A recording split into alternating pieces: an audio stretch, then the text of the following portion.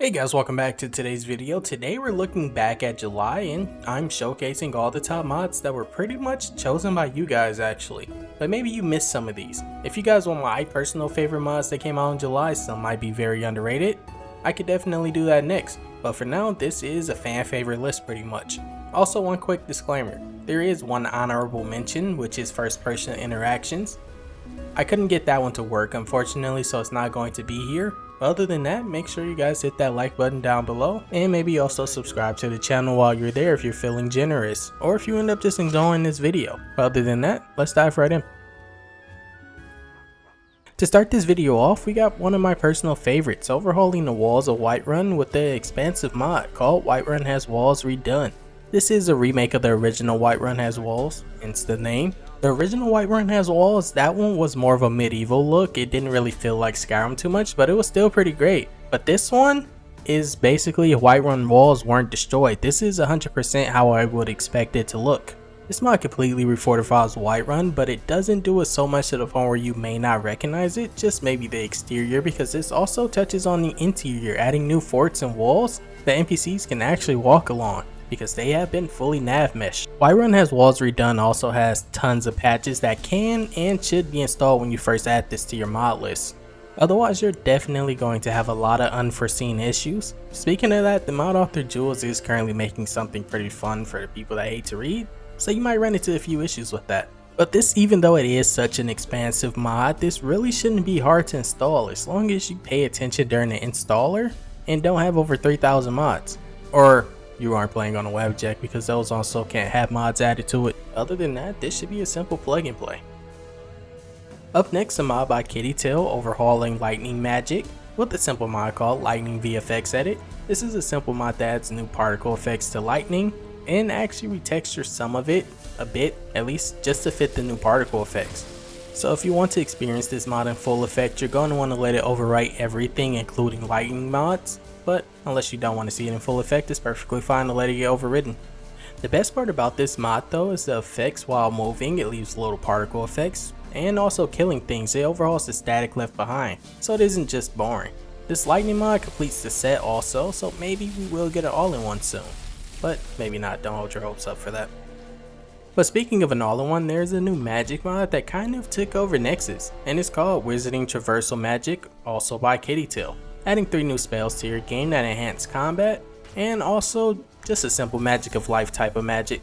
With the mist apparition, you just move quickly in whatever direction you're moving in and turn into mist so you can't really be hit. It's a pretty simple one, but the one that you'll really want to pay attention to is definitely just the basic apparition magic, letting you teleport to wherever your character is currently looking. So it's not going to be based on where your mouse is pointing, but where your character is actually facing. It helps with reaching new locations because, as you can see, you can cross ages with it as long as it isn't too far.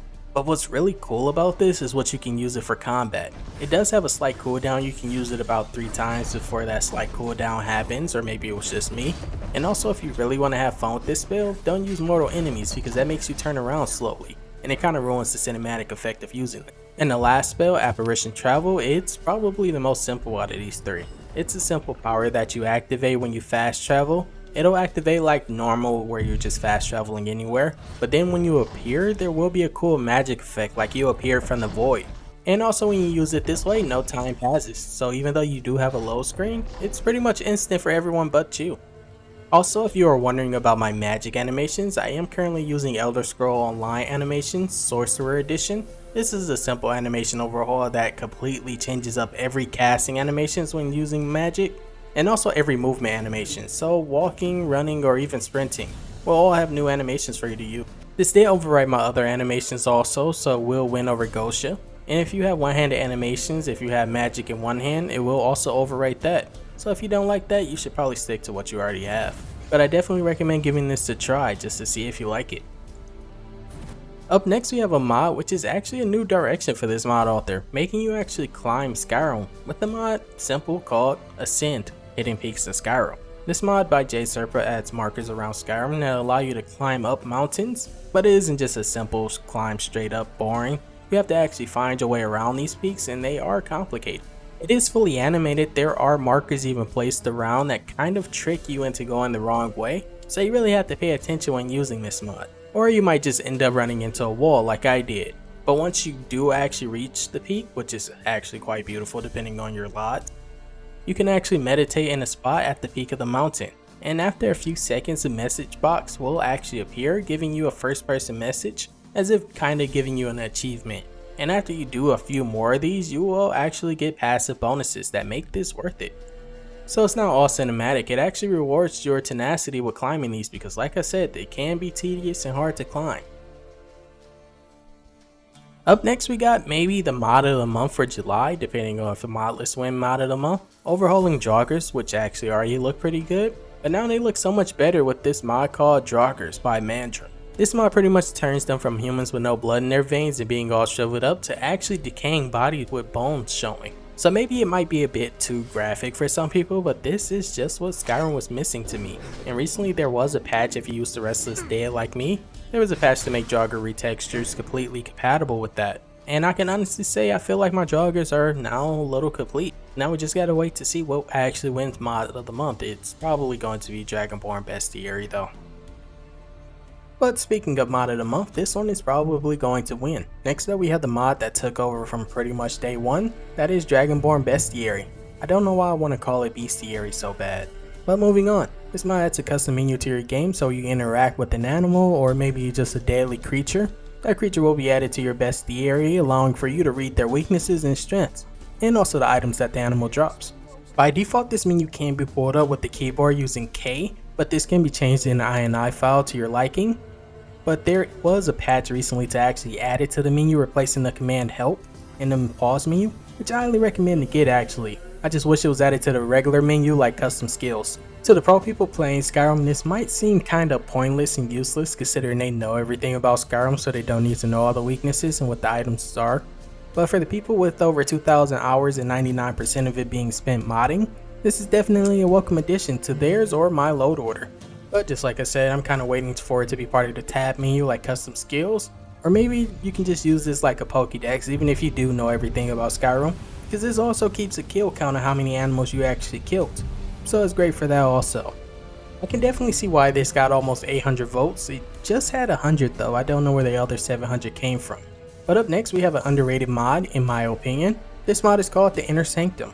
It's a very simple mod. It doesn't overhaul the Inner Sanctum in Dawnguard like you would see with JK, but it does add small immersive additions to the Inner Sanctum that blend in quite well.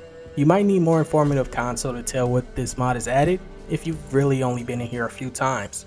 But if you know the Inner Sanctum a lot, then you'll definitely be able to tell the difference that this mod adds, and it's a welcome addition. Up next we have the best armor mod. This is not my opinion. This mod is called the Vindicator Armor. It adds a female only, of course, modular armor that can be light or heavy. You pick based on what you want in the installation, but I went with heavy because it looks heavy and it made the most sense to me. This does come with support for 3BA and BHUNP already, so you don't have to patch it or wait for a patch. And it also has pretty cool physics, which I know is pretty much a requirement in 2024.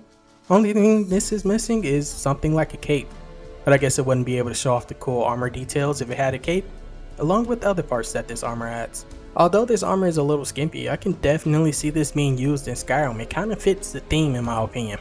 But I'm sure you guys will let me know differently down in the comments, and I encourage you to.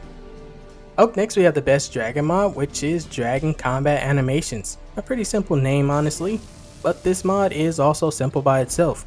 This mod adds new animations to dragons that you will see them perform based on their situation or how they are surrounded. So you might see them biting more often if there's more enemies in front of them, or you'll maybe see them swing their wing if they're to the side.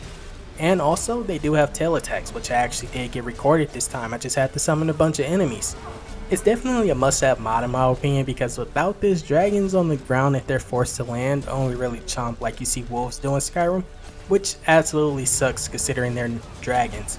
But with this mod they act like true dragons, using their entire body to fight, if they have been forced to ground. Otherwise they'll probably still just fly and shoot fire at you.